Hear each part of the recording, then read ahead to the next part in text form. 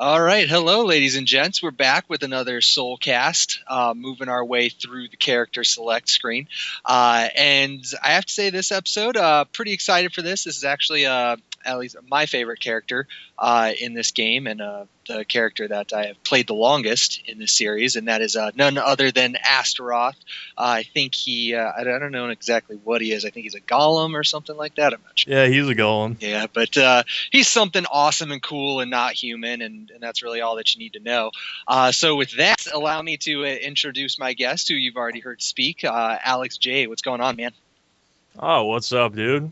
So this is your first time on the cast, so I guess, just real quick, for those listening who may not have a lot of knowledge of you as a person or a player, kind of give us a little bit of a background, like when did you start, how long have you been playing, and all that good stuff.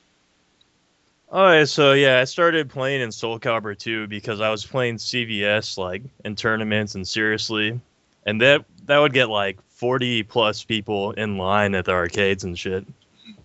So I'm like, man, I need to play another game when I don't want to wait 3 hours to play one round of CVS 2. And I started picking up this game, and then in Soul Calibur 3 it got more serious. Won a couple of tournaments. I'm kind of known for shit talking. I think everyone's seen No Face Killer versus me at NorCal Regionals by now. Yeah, one of the earlier tournaments. Yeah, that was really early in the game. And it's basically me stomping around on stage and having everyone hate me, so it was pretty good. Nice. Hey, that makes it interesting, right? Otherwise, it'd just be boring. So what, have you always played Asta then, or have you bounced around a little bit, or? I'm kind of known for playing like every character, but right now it's like him and Volder are the characters I play seriously in tournaments. I was actually going to mention that. I know that most people recognize you for being I don't even know how you describe it. Not necessarily like a character hopper, but what do you want to call it? Like well, I'm a jack of all trades.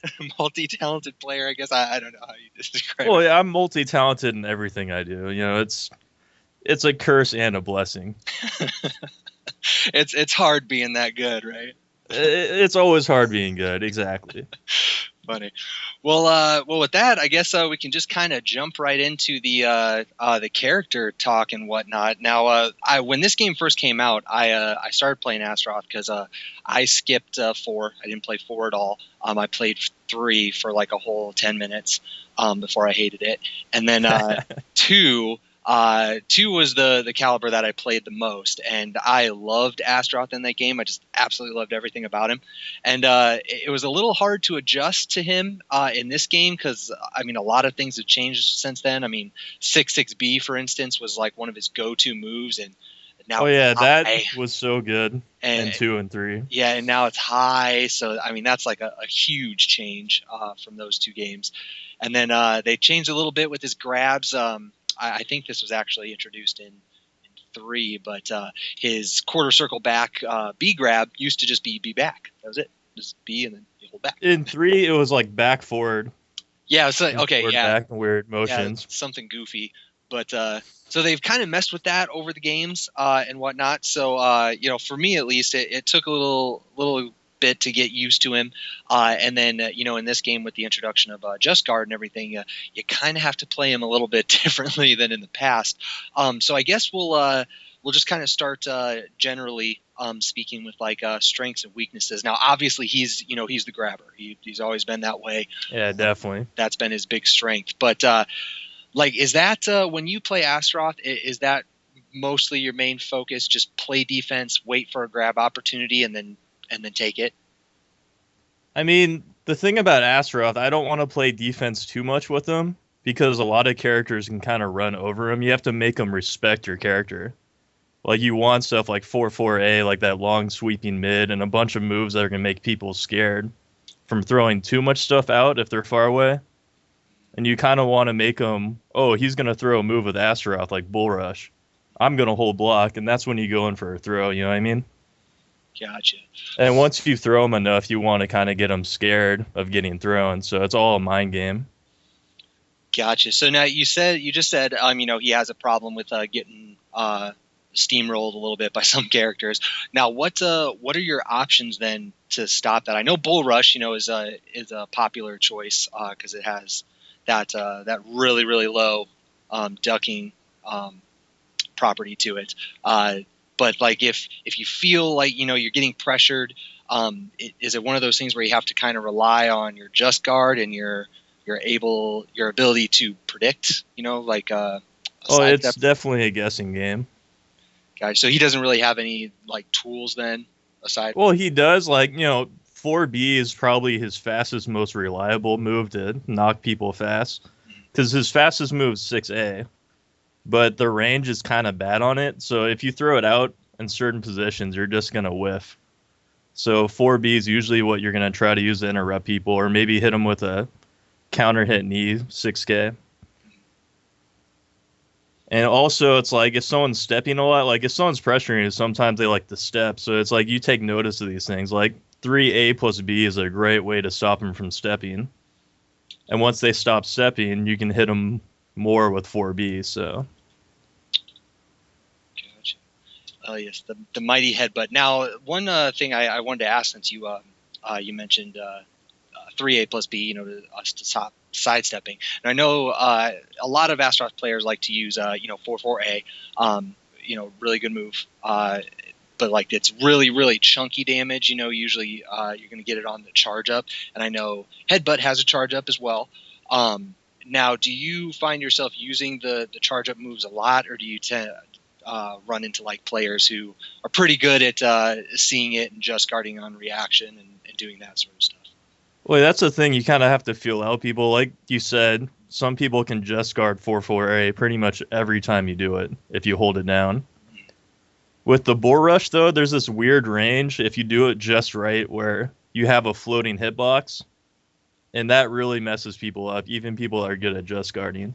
Because if you hit it at the right range, it's like they just guard too early, or they run into problems because that hitbox is really stupid on that move. Gotcha. Well, yeah, just kind of, it's not a weapon attack, so it looks really goofy too. So I can imagine that gives people fits. I personally am not a good just guarder, so I definitely eat that move probably more than I probably should, but it is what it is, part of the learning curve.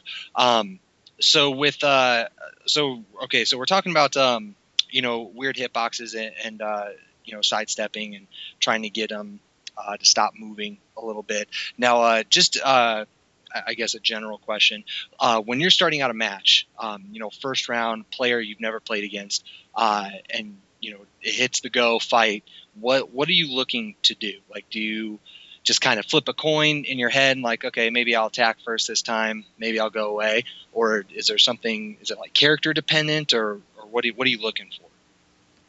Well, like usually when a good starting move with the Astaroth is 4A, like right off the bat. Like if someone's pressing buttons and they want to attack you, it'll just hit them counter hit, and then you get the free crouch throw mix up. You know what I mean? So if I play someone new, I try to throw something out there and see what they're gonna do, because you can knock people away with a lot of range stuff kind of safely with Astaroth if they're letting you do that. Gotcha. Now, are there any characters that maybe that's not the wisest decision, or maybe might give you some fits? Because I know like certain characters like Pyrrha, like I know her stab tends to go under a lot of stuff it probably shouldn't.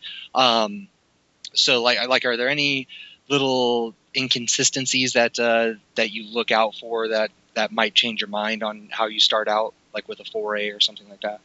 Oh, definitely. Like Algol has like a giant mid that ducks that he gets good damage off of. So if like I'm playing an Algol player, I might keep that in mind.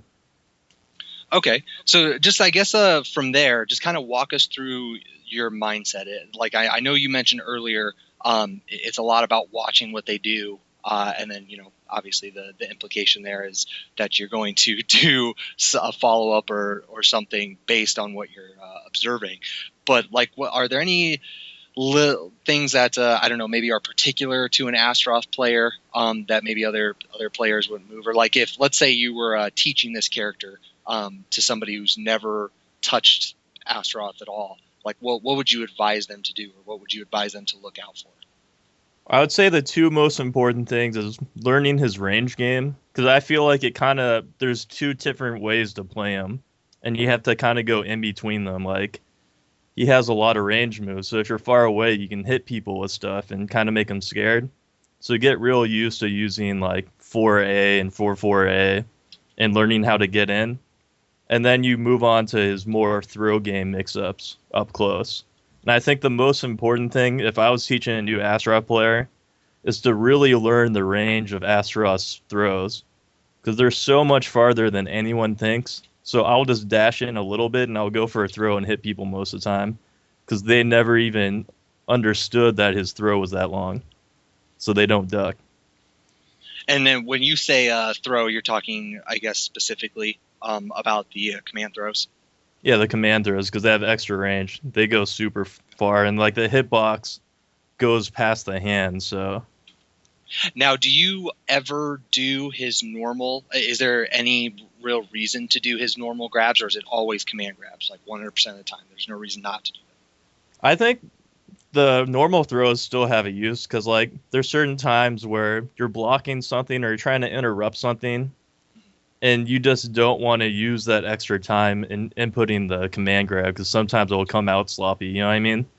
So there's points where I know they're on low health, or like I know I just need to go for a throw as fast as I can, so I'll just throw out a normal throw still. Gotcha. Now, when you're playing, do you find yourself hitting people as they're moving around or catching counter hits, or do you find yourself pretty good at getting people on their heels and then running a grab game? Well, I think they go hand in hand. Like you first start off hitting people with a bunch of counter hits because they don't really respect them, and they're like, "Oh shit, I'm getting hit by all these mids and it's doing damage," and then they start to turtle a little bit, and that's when you kind of want to rush in on them. Gotcha. Okay, well, let's start with that first part of it then, which is probably the simpler part, because you're already getting the hit. There's not a whole lot of mind games once the hit connects. So for him, he gets a ton of damage on counter hits. Like you figure stuff like you mentioned 4A as one of those quick tools. I know a lot of people like to throw out 6B. Definitely 6B. Yeah, just because the massive damage you get on a counter hit, 4-4A and stuff like that. So like most of the time, I know 4-4A and then 6B. Well, they lead into one another, since the 4-4A can give you 6B if you do the full one. But do you usually just, well, I guess real quick, for the 4-4A, do you find yourself charging that up a whole lot, or do you usually just do it quick, try to get them to stop moving? I almost never charge it up. I mean, if I think they're going to try to throw attack on Wake or something and I can hit them because they're whiffing, I'll go for it. But I'm used to so many people just guarding that just doing it for no reason. Unless I know they can't, I'm not. Gotcha. Okay, well then let's just talk about the options then real quick off of all this stuff. So 4A, leads to the free crouch grab attempt. Now, do you? I don't know if this is smart or not, but whenever I play Astaroth, every once in a while, I'll try to mess with them, and they expect the grab to come. So sometimes people will, just kind of mash buttons and guess you. So you can kind of play games with that depending on the character. Now, do you always 100% of the time go for the crouch grab? I think this game in general, like you keep saying 100%, like this game in general, that's never a good idea. You know what I mean? Okay. So like what you're saying is actually smart. If someone's 100% assuming you're going to do something, it opens up the option to do something that's less preferable. You know what I mean? Gotcha. Like normally it wouldn't make sense to do that, but if you know they're going to just hold block and try to break the throw, it opens up your options to do other things. Gotcha.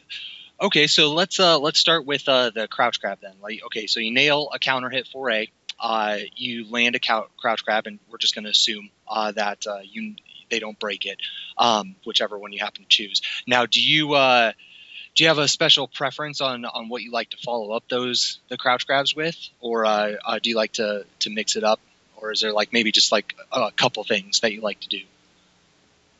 Well, I mean, normally I'm gonna just, after I get them on the ground with a throw, I'm gonna run up in their face. I'm gonna do the headbutt normally because if they're on the ground, it's gonna hit them, and if they get up and block low, it's still gonna hit them. So it gets them up and makes them block. So my goal is kind of to force people to want to get up and block after they hit the ground. Because if I'm forcing them to get up and block mids, that's forcing them to take throws later. Gotcha. Now let's say that you don't go for the crouch grab. Now for me, I usually like to maybe do a sidestep and then go into a grab. Are there any I don't know, let's say little neat traps or anything that you can do if you think somebody's going to press buttons?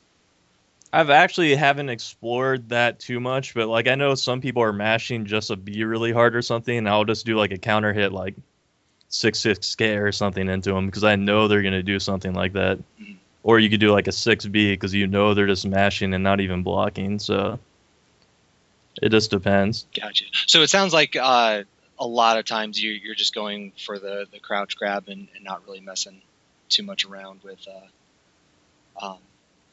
seeing if they're going to do anything else. Yeah. Okay. So it's free damage, so. Oh yeah. It's a free attempt. Yeah. I just threw it out there because some people, especially with Astaroth, you mentioned earlier the whole goal is to get them to stop moving so you can run that grab game. If I'm in that position, I like to take advantage of that because the crouch grab, leads to damage, obviously, if they don't break it. But, getting that command grab B and all sorts of nonsense off that, I love that stuff. So I like to, I don't know, it's risky and not necessarily the smartest thing in the world, but I didn't know if you like to do that as well. Or... That's Astaroth in general, though. That's what he is. He's risk personified into character in this game.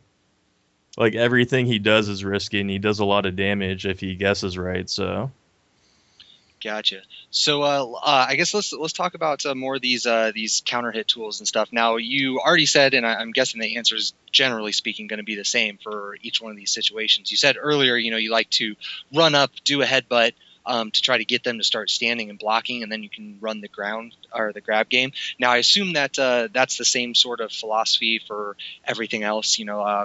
4-4A, you get the knockdown on counter hit. 6B, even though you get the follow up juggle, I presume you're still doing that same sort of thing, doing headbutts or something that's quick and going to hit them on the ground.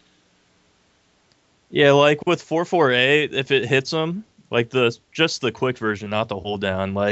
It makes them fly. So when you're running up, it usually gives them enough time to get up and wake up attack with something. So sometimes, you'll run up and try to make them whiff something or do another 4-4A or something stupid like that. Instead of just running up doing 4B because you don't really have enough time to set it up sometimes. Gotcha. So that one is, I guess, just reading your opponent. If they're scared, cool, you can run the grab game. Exactly. And that makes sense. Well, yeah, you just want to make your opponent fear you as much as possible. Okay. And once they fear you, you fondle them. So. All right. Well, since you kind of gave me that segue there, let's talk about the fondling then. So you're in this position. Let's say you're doing really well. In your match, and you have them scared, and they're not pressing buttons a whole lot. They're trying to get your sex offender pressure out of their face. And now when you grab, now I know his grab Oki is really good because it, at least for me, I'm a very, very simple player, which is why I like Astaroth because he tends to be a simple mind game. I'm either going to grab you or I'm not. It's pretty much that. Now, after you successfully land a grab, and just for simplicity's sake, let's just say an A command grab, is that usually what you're doing as well? Just doing the headbutts until they start standing, and then just doing a grab again, or are there trickier stuff that you like to throw in there? Well, yeah, I go for simplicity. You try to get away with as much as possible. Mm-hmm. And if someone wants to just eat throws in 4B the whole time, mm-hmm. I could do that for 50 matches and be content because I'd win all 50 matches, There's zero problem with that. Yeah. Well, But and sometimes you have to get a little more complicated. gotcha. Well, then, I'm gonna just kind of give you an open-ended question then, for the most part, because for me, Astaroth's move list isn't gigantic, so I tend to play a very simple game, headbutts and grabs, and I'm kind of old school, so I like to do sidestep, AA a whole bunch, just because I am so used to doing that move. Um, so I just kind of do that, and then you mentioned the forays and whatnot. Now, you just said that I can't remember exactly how you worded it, but like the more complex stuff. Kind of walk us through that. Like, what sorts of things does he have that? What's the best way to put it? That would make him not boring, I guess, is the best way to put it. Well, he has the belly flop where he just throws his tits at you, and like you can get good combos off of that if you do it right. And off certain breaks, you can get that guaranteed. So you do the belly flop into 6B, so it extends the combo. And like, he has like interesting ways, like you get him against the wall. His wall combos are really good, so that's a little more technical stuff and like how you knock him into it. And Now, okay, well let's go through that then a little bit, because I actually switched from Astaroth just because like I was having a really really big problem playing defense in this game. Which, if you're getting run over, if you're not a good defensive player, Astaroth is you're gonna lose. You're gonna lose pretty hard. yeah. So let's talk about like the wall game that you just mentioned. Now, for me, whenever I was playing, from what I recall, it was usually just like mostly 6B stuff, or I guess AB. You can do at the wall. Now, what all does he have? I guess from the wall, is there something more complicated than doing just a wall hit AB and then going into the combo from there?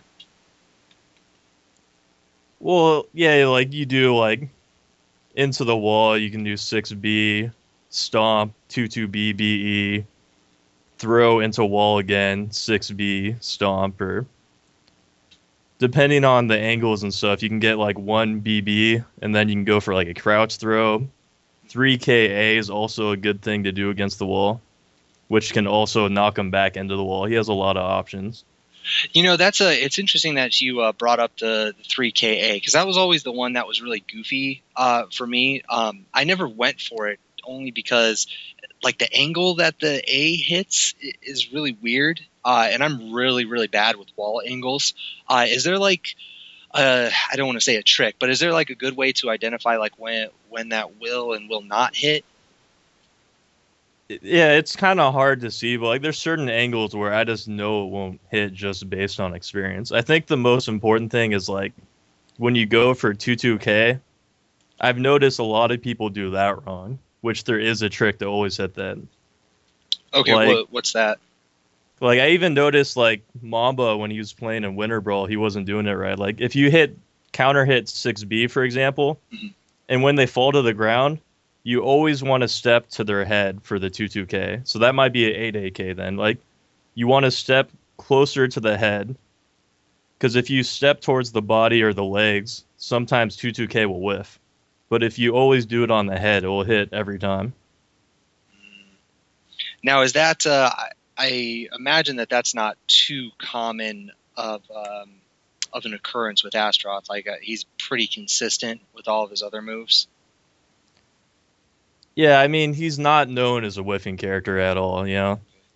Like, there's a few moves where, like I said, 6A, the range is so short on it, it's not a reliable move, but the range is short. There's not a lot of moves where it's like, oh, I'm whiffing for no reason. Gotcha.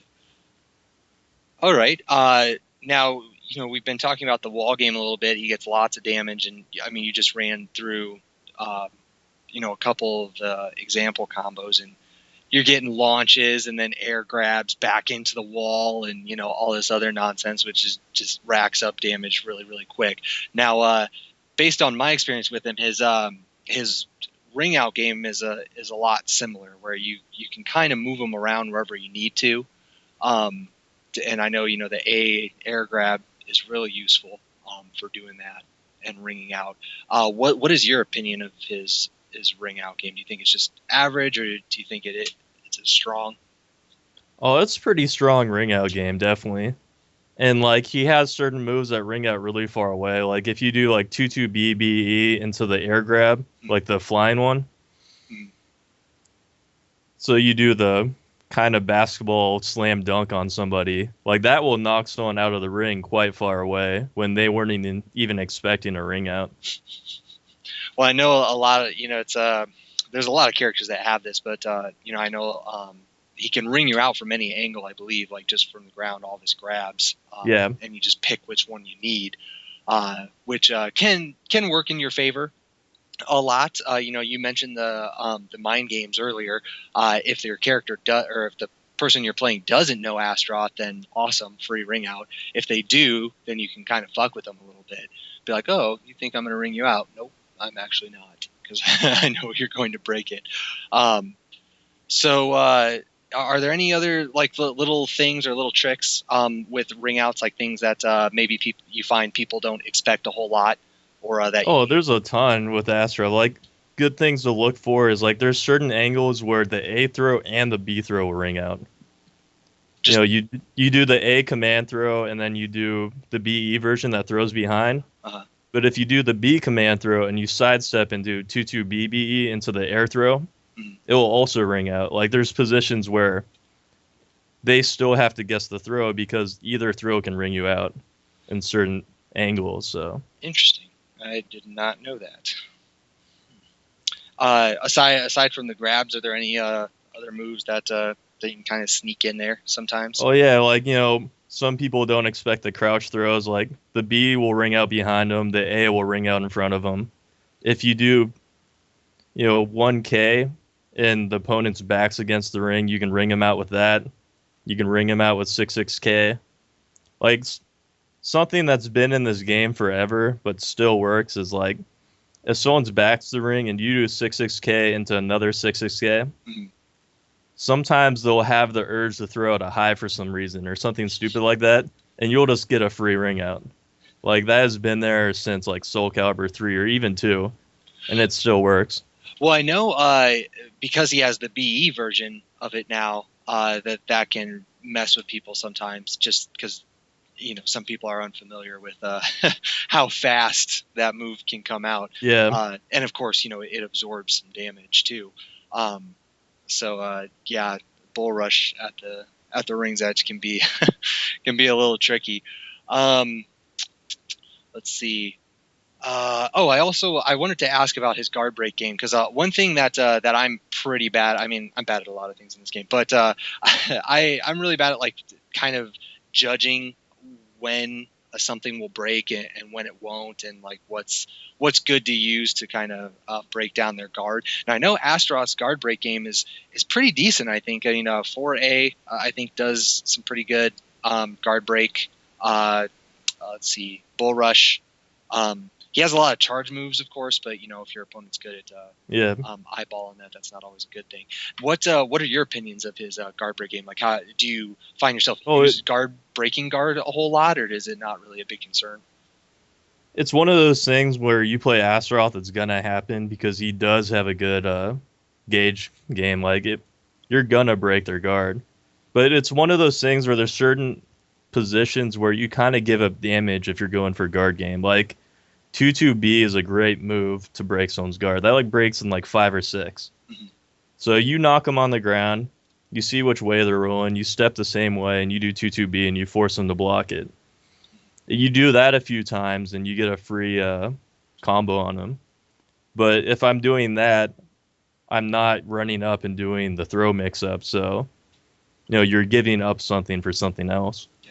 And I take it that you approach that the same way as most things with him, where you're just kind of going back and forth, where most of the time I'm guessing you're running up and trying to run that grab game, but every once in a while, just because, throw it out, make them block it.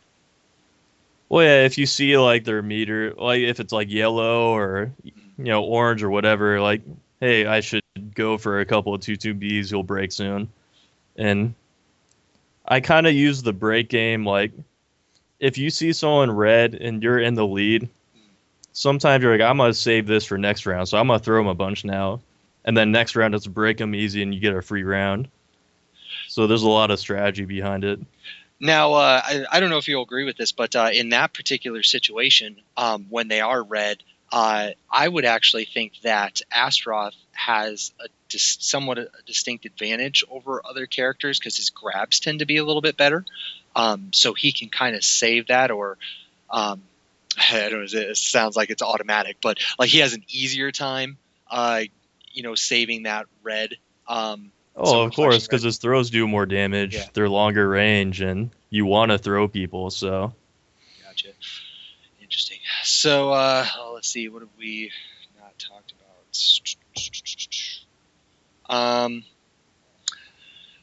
For the most part, I think we've talked about meter management. A lot, every character has meter, and for the most part, I think there's, with the exception of like maybe one or two, most characters can use their meter pretty effectively to boost their game. It's not something that they have to hold on to because they can't find any reason to use it. Now with Astaroth, I know that he has a ton of stuff that he can use meter on. You see a lot of bull rush BEs, to extend combos, the 2-2B, 2-2 or 8-8B Brave Edge. That's a good one. His command grab A, I know, has the Brave Edge, and then they keep patching everything, so I'm not sure if his throw is still viable. Because I haven't played him in a long time. Oh, you mean the CE? Yeah, the CE. Oh, the CE got better with the patches.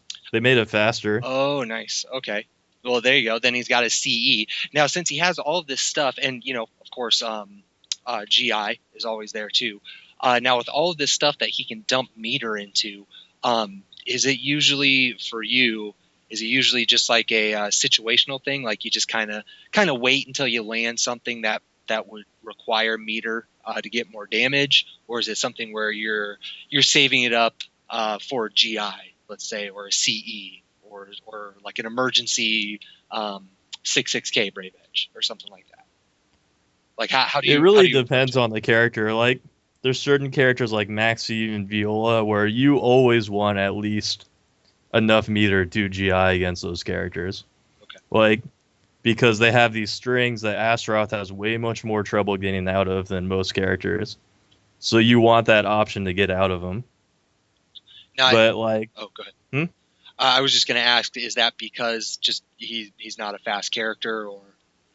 Well, yeah, like a lot of characters, like against Maxi, if you have a fast 2A, 2K, you can interrupt a lot of strings.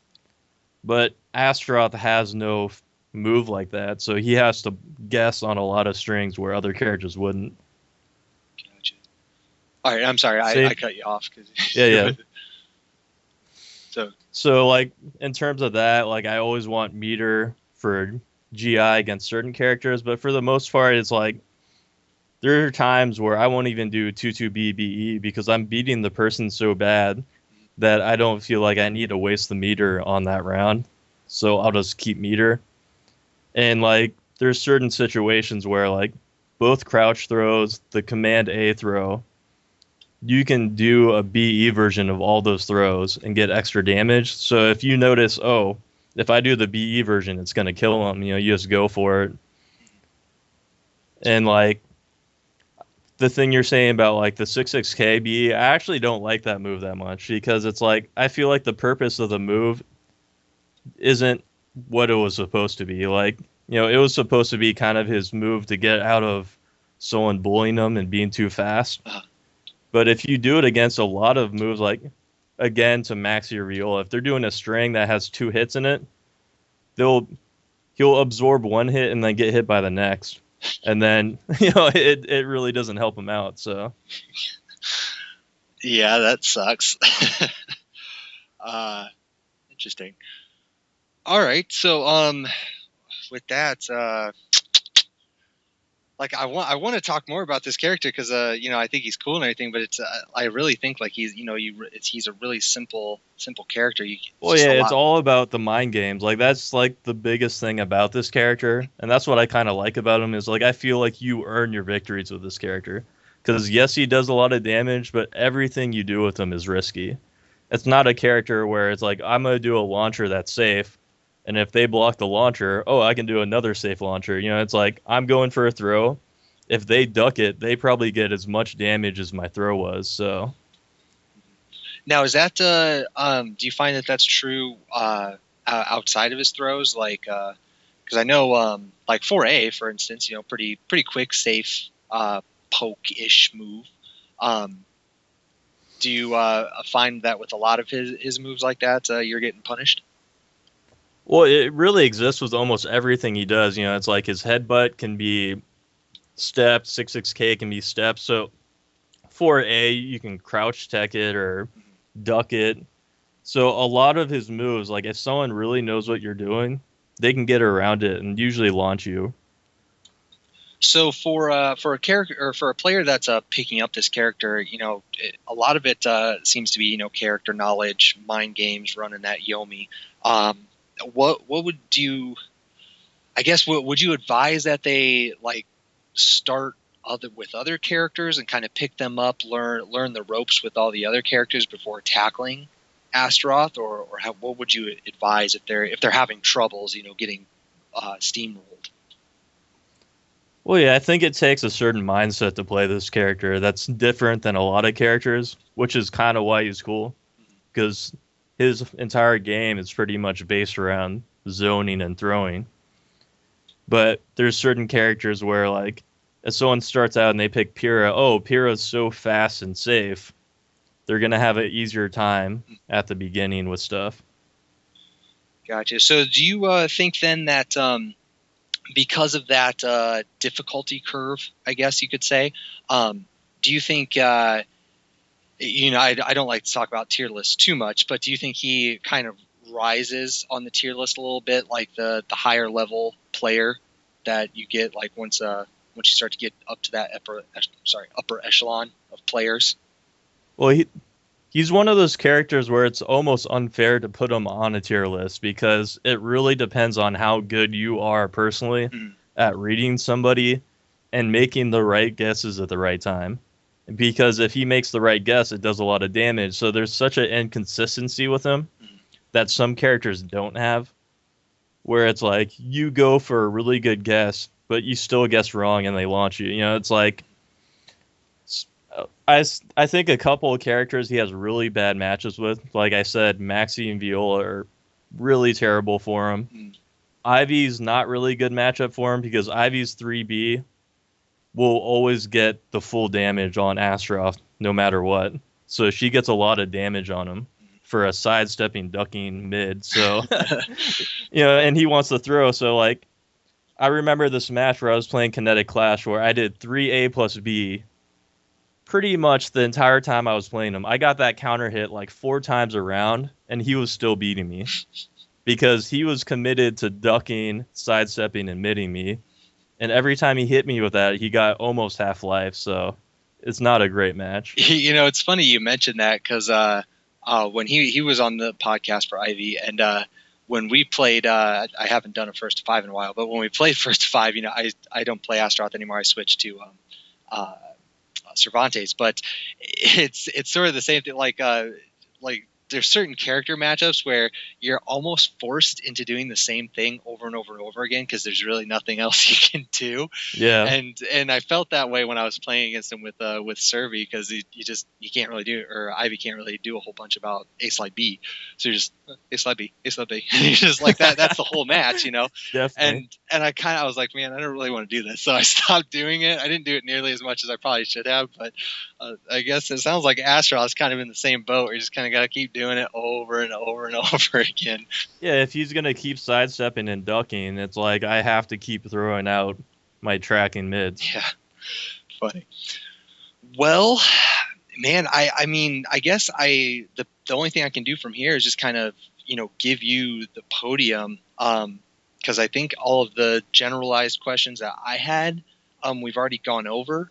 But I don't know if there's, like any nuance stuff that we haven't covered that you think are important to him.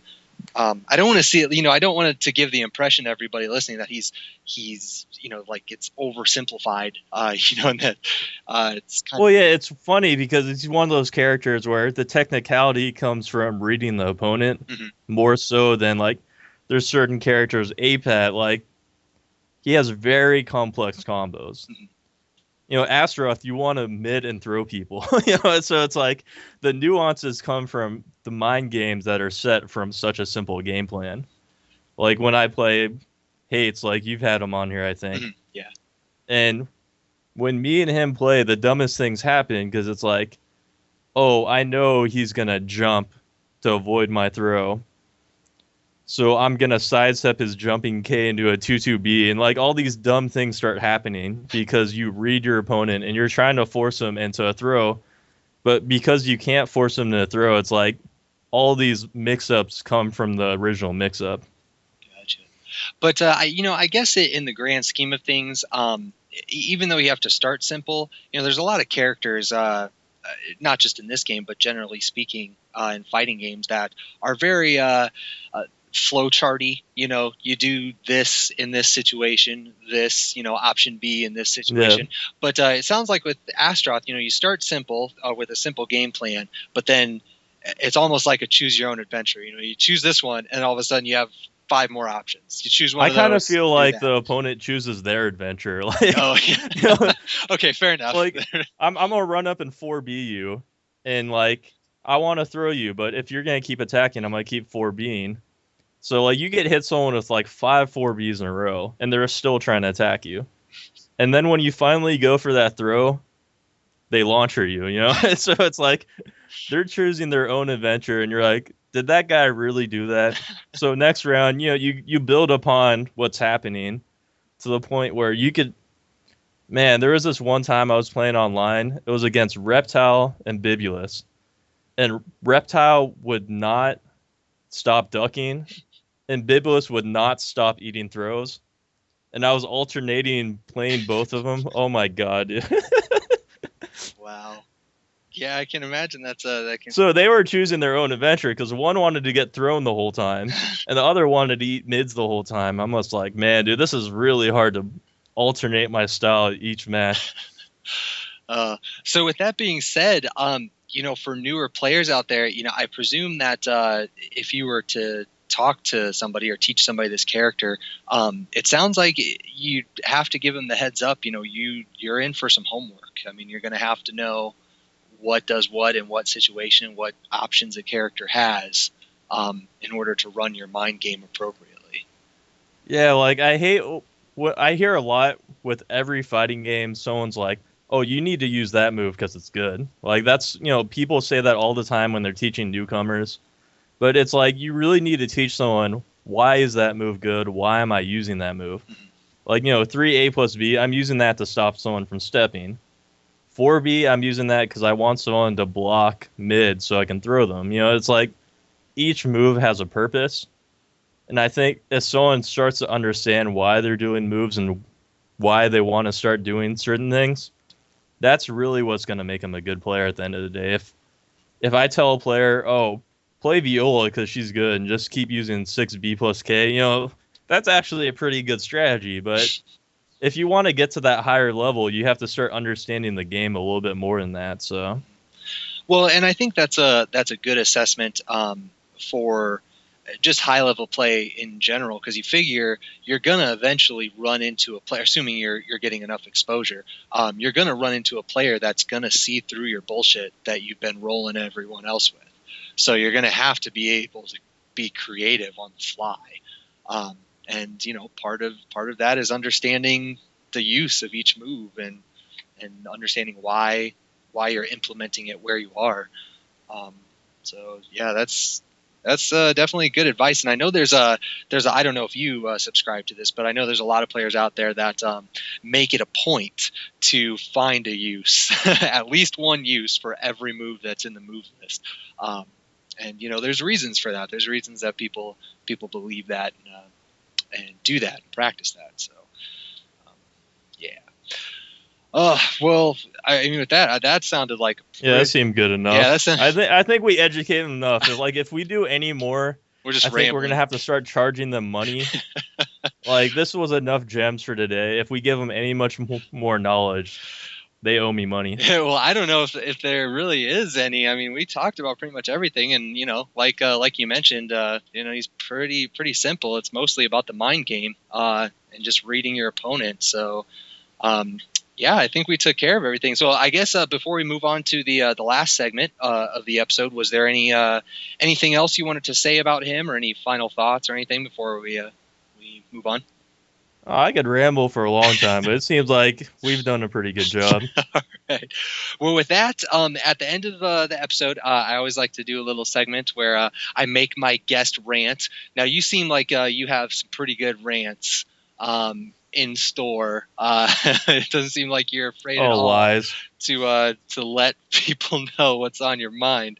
So yeah, I'm gonna give you the mic, and I want to hear some juicy, good saltness. That's what I want. I want something. I want the world to know what makes you mad. What makes me mad? Oh God. Oh man, what makes me mad is all these terrible players out here, man. Define you have France saying, "Oh, I'm the best," and Maxell's like, "I got superior French technology," and then you go somewhere else where some white dude's like, "I love Japanese people, therefore Japanese are the greatest players who've ever existed," and then you got some small clique like Chicago or something, and like they all think their shit don't stink. It's like at the end of the day, people need to play the game, get better, and start trashing people. And you want to be angry. Like, if someone's beating me and talking shit, I don't know about you, but I want to knock them off their pedestal and dance on their grave, period. Like, you want them to eat shit. Like, you want to leave a trail of tears. Like, the recent NorCal regionals, so many people were salty I beat them. That makes me happy. Like, they need to be salty. No one should be losing to my trash ass. So I think people need to be more salty. People need to talk more shit, and people need to play the game more. Because, like, one problem I have with the forums is sometimes people talk more than they play. Like some dude like Slade or something. Like, I swear to God, that guy probably talks 95% about the game and then plays 5%. Like, research is really good. Don't get me wrong. I love that people research the game to get better, but you have to play the game and you have to be competitive about it if you want to get good. And you have to not respect people, because if you start respecting people, it's like, how am I going to beat someone I respect? That makes zero sense. Like, if, this guy's so much better than me, you already lost. You got to make that guy prove that he's better than you. I don't care who you are. Unless you've actually played me and beaten me, you have not proven you can beat me. That's funny. You have to not respect people. I think that's like something someone should put on their like back car window or something. You have to not respect people. Oh, that's funny. That was a good rant. I like that a lot. Oh, I got one last part. Go for it. I heard there's not a Voltocast yet, right? Mm-hmm. For the love of God, don't make Cool C on it. Do not let Cool C do. Cool C McGee, do not let Cool C McGee do the Voltocast. Okay. I'll make sure to make a note, I guess. I'm sure whoever that is, I actually not sure who that is, but... you don't even know who he is. That's even better, because he thinks it's his kind of mandate destiny to be on the Voltocast. All right, then. I was not aware of that at all. No one had mentioned him. I do have to admit, though, I don't have like a lot of names for Voldo. It's one of those. By the way, he got last place at final round, so yeah, don't worry about him. Okay, then. There.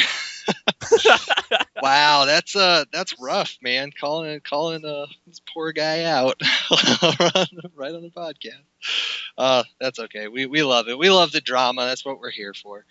Okay, well, duly noted. I've put it down. We will have someone else for that podcast.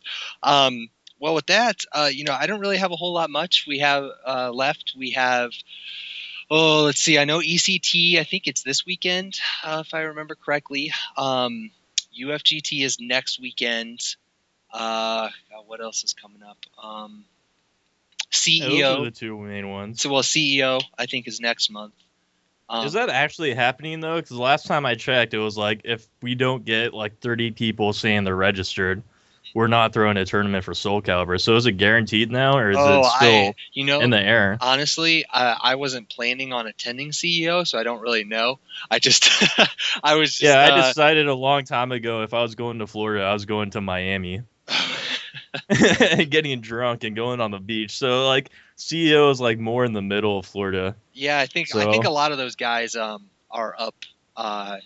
I don't want to say near the Panhandle, but they're farther north than, yeah, how dare you say they're in the Panhandle? They're farther north than Miami. How dare you insult an entire state, dude? It's not like I called out France, Japan, and Chicago in like one fell swoop, you know. Well, no, I mean I don't want to say like they're located somewhere they're not. But I think you're right. They're like, no, you're insulting them, dude. I'm insulting. I'm gonna like talk to Cab right after this and be like, dude, this guy really disrespects you, man. And out in everybody, the internet now knows what I think of the Panhandle. Yeah, you're kind of like me in disguise. Like I let people know I hate them, and like you're trying to be Mr. Nice Guy, but I can tell their true nature. I have to, man. I host a podcast. I got people from everywhere. You know, they don't want to be like, yeah, I ain't doing your podcast because you hate Wyoming. What? I never said anything about Wyoming. I don't know what you're talking about. I need to make a podcast and have like Unseen Wombat on it or something because that guy wanted me banned from tournaments. Oh, nice. Those are always nice. The people who hate you. Oh, there's a lot of those. You know, that's it's kind of funny because I don't, you know, I'm pretty low key when it comes to the fighting game community. I don't really get into a lot of drama or anything like that, so it's easier for me, I think, than some people. That's why it offends me, man. You're too nice. Like it's making me angry right now. I don't. Yeah, I don't know. I don't really have a lot of beef with anyone. Like there's a couple like random players out there. Oh, please name them right now. They need to know they're trash. Well, there's no one in the Caliber community just because, I don't know. I guess I don't travel enough for it. Just tell me one person you want to lose horribly in Caliber. Like you have to at least not one person. Oh, let's see. What is one guy you just like? Oh, that Faros dude, man. I just hate this YouTube. Oh, that's fucked up. You know, I love him to death, but I love to also see Mateo lose because it's comedy. It's there you go, dude. You need to, like it makes watching matches so much more better. Because I mean, he's good. Don't get me wrong, he's good at the game and everything. No, he's not. See, okay, there you go. He's not good at the game, but he's awesome to watch get salty. He's pretty good, and like salt is what makes things amusing. Like if two people sat down and said no words for 15 minutes and then walked away. Would that really be worth watching, man?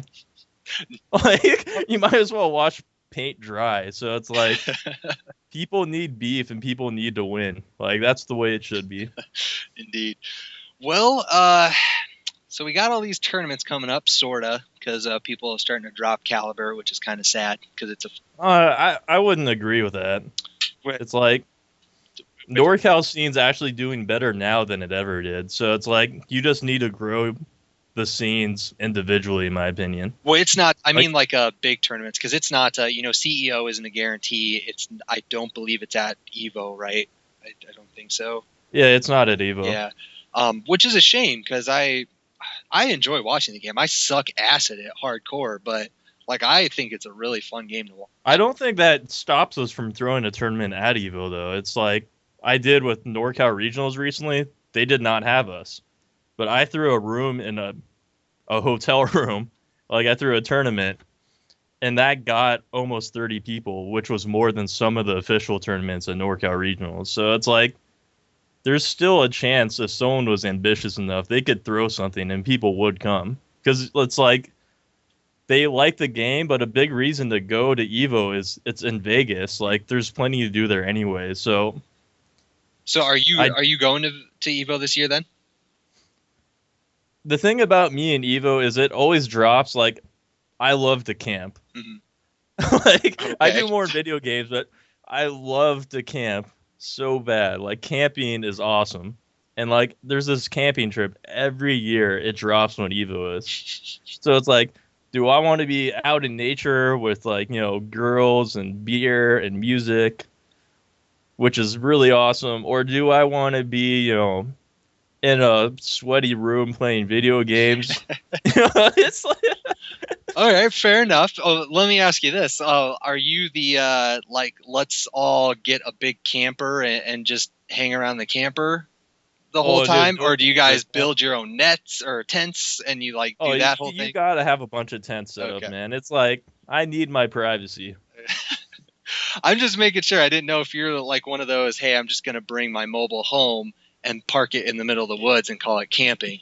Yeah, that defeats the purpose, man. Like, I had a boar run over my tent one time. I'm like, this is why you camp. Like, that is as close to nature as you can And get. then you hunt it down and you cook it for bacon in the It morning. was 3 a.m, so I really wasn't up for hunting, but I only ask because I actually have known people growing up who are like that, where they just their family just gets in a yeah, they're camper. frauds. Yeah, I didn't understand it, but whatever. To each their own, I guess. But well, that's all I got then, guy. So I've said all that I can say. I do Wait, dude, the way you said guy was kind of like insulting, dude. Like, you're random trying to call dude me number you're trying to 12. call me out at the end of the podcast. You're like, dude, why did I pick Alex J for the Astaroth SoulCast, man? This guy is awful, dude. Wasted 1 hour of my life, and I don't like this dude. Well, I guess to follow that up, I do like to give my guests the final word. So if you have any shout outs or if you want to complain about being on the podcast, go for I thought you already gave me the final word, but I'll make it better this time. it. Well, All I right, mean, first off, like anything that you want to say, like not just a rant, but any shout outs or if there's anything you want to promote. Some people like to do that. well, yeah, I probably should start promoting things, but I'm gonna start off. Cool C McGee, you are trash. Now I will get on to promoting That's your stuff. shout Like, outs. Shout outs to the guy I think is garbage. anybody in California that wants to start playing more, there's plenty of things we're setting up. So it's like we have a scene in LA. Tomahawk's really trying hard to get going. We got a lot of people around San Fran area that are playing. So anyone in Cali, please start contacting us and trying to play the game more. Like, we have a Facebook group called SF Caliber, and we got these guys called Dope Dojo who are doing a bunch of stuff up here. Like, we want more people playing the game. So if you've always wanted to play people in person, you live in Cali, just let us know. Let me know, and I'll find a way to get you playing. Nice. That it? No other shout outs or anything? I could make a fun of IRM and Fenris, but Hey man, that's up to you. It's your moment. So you can say what. you don't want to give me too many moments, but I once one of the Tekken episodes that I did, I brought on a guy, Slips from St. Louis, and he literally, it was a 2-hour podcast, and literally half the podcast, I don't know how, but we got on the topic of politics, and he went off on a rant, like literally an hour-long rant oh, that's beautiful. on politics. So I'm pretty pretty relaxed in my. Did you ever hear the podcast with Eris where he had Eddie Pistons, Jop, and then Tom Brady? Oh, I absolutely did. That was one of the best podcasts I've ever heard in my life. Yeah, but man, well, you had some of the, well, I know Eddie Pistons and Jobs especially, like some of the best shit talkers of all time, like Hall of Fame fighting game shit talkers. Oh, they're good. So, well, Texas is one of the areas, man. Yes, they know how to shit talk. I respect that. Same with ATL. Very, very true. Well, I guess that's it then. Nothing else you want to throw out there before we call it quits?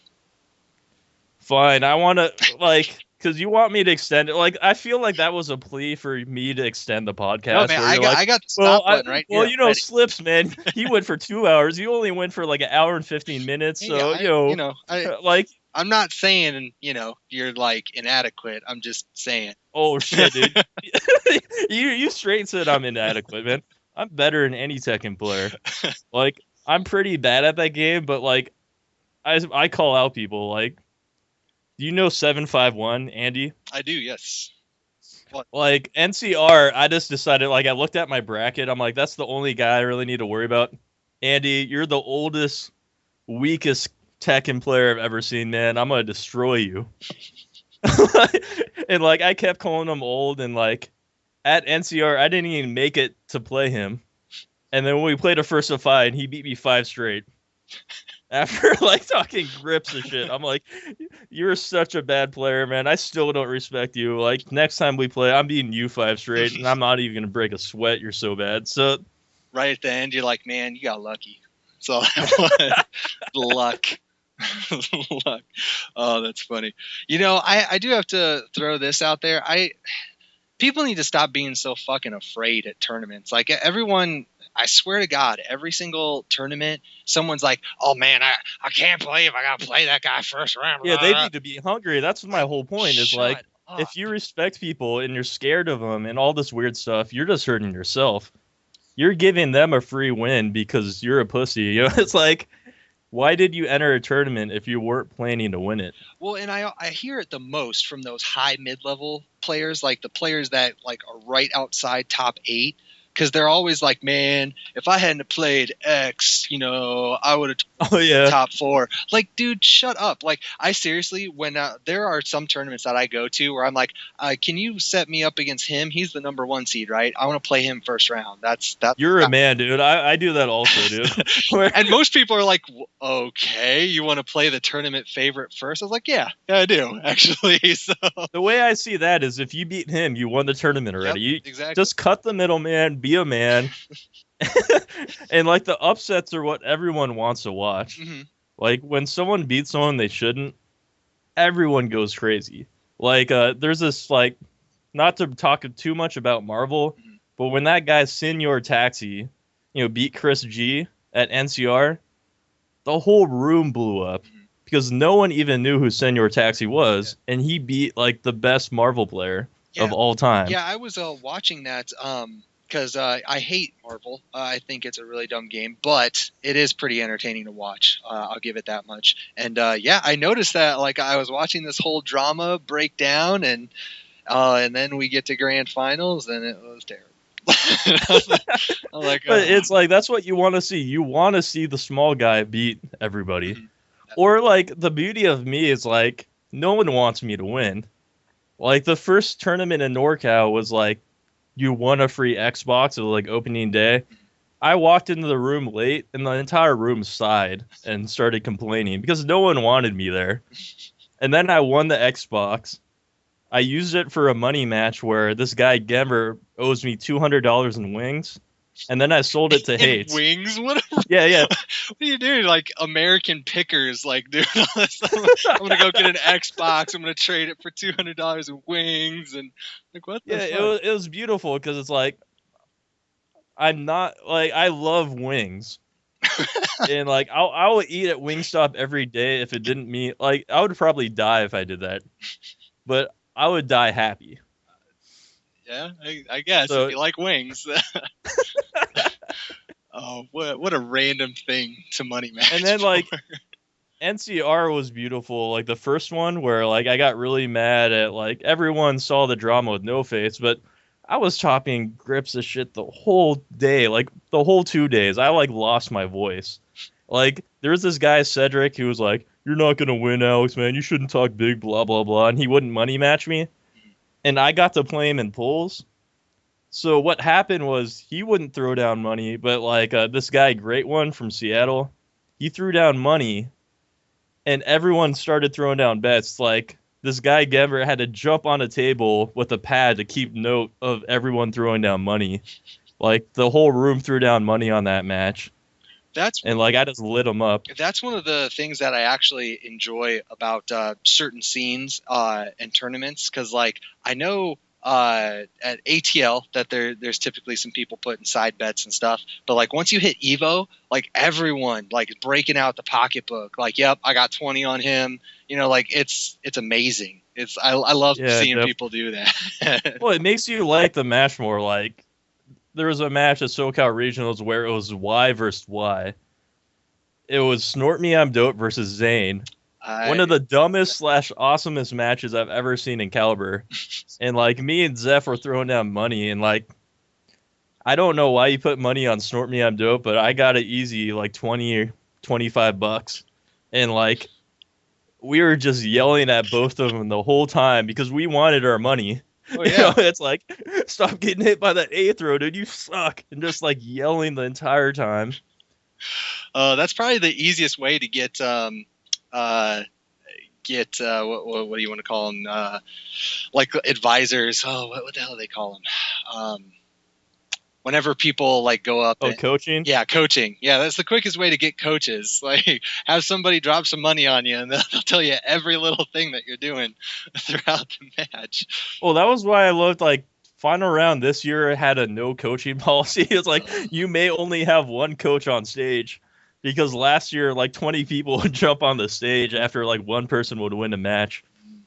And they thought the stage was going to break. Like, that was funny. I don't get that. I don't know why. Like, personally, I think coaching is kind of a cop-out, but I don't really see, like, a problem with it in, like, whatever. Someone's giving you advice. If you can either implement it or you can't. I mean, like, I really, really don't care. But well, I think people get salty because like it tends to be, like, one of those things where you'll have one person getting coached a lot, and then the other person never gets coached.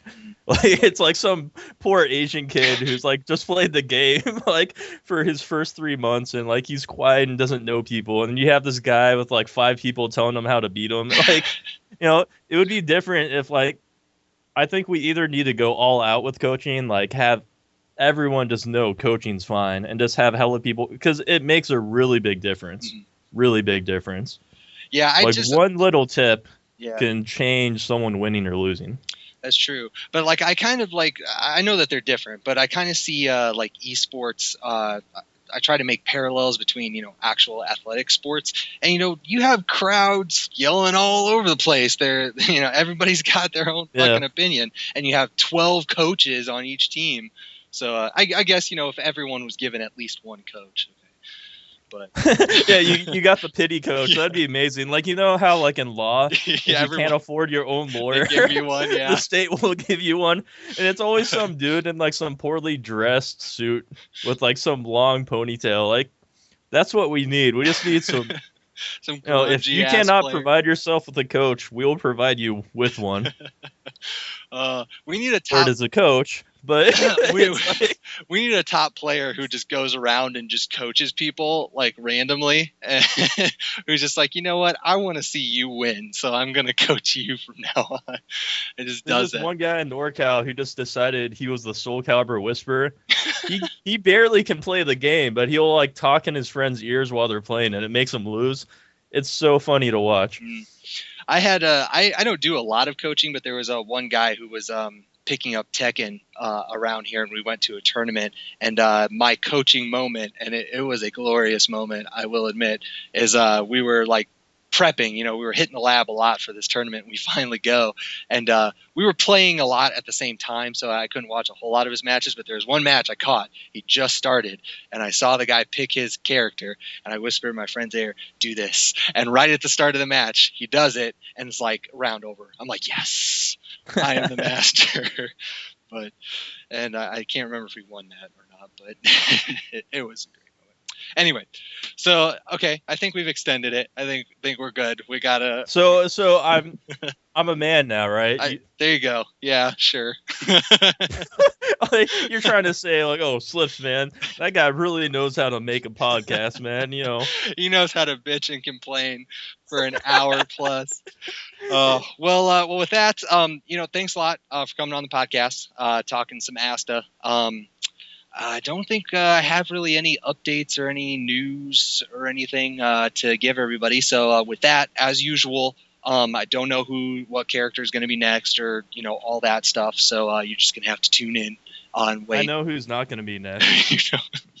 Except there's one person. For the love of God, don't make Cool C on this thing. All right, your wish is my. Or Manta, or Ikendu, or Isom. Or Dino, like you're kind of like there's not a lot of Voldos I respect out there. That's one of the reasons that I've kind of been ignoring that character because there aren't a whole lot of players out there.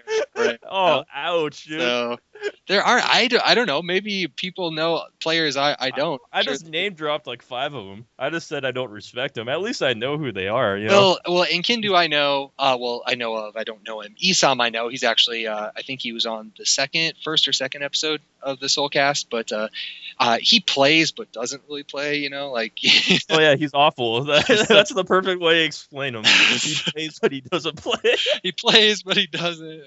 But so yeah, I don't know. We'll get to that character when we get to him. Nobody. Well, yeah, just put me back on and I'll talk more shit, and then I'll make it 3 hours next time, and then we can combine both podcasts. There you go. So we have like a 5-hour podcast, and then you can talk about how I'm better than Slips. Deal. Okay, we got it. So yeah, I've run out of words. Yeah, no, dude, we've been talking a lot, and we've been drinking a lot of coffee. We're good. Yeah, we're hyped up on that caffeine. All right. Well, thanks everyone for listening. Thanks again, Alex J, for coming on the podcast. And yeah, we will catch everyone later.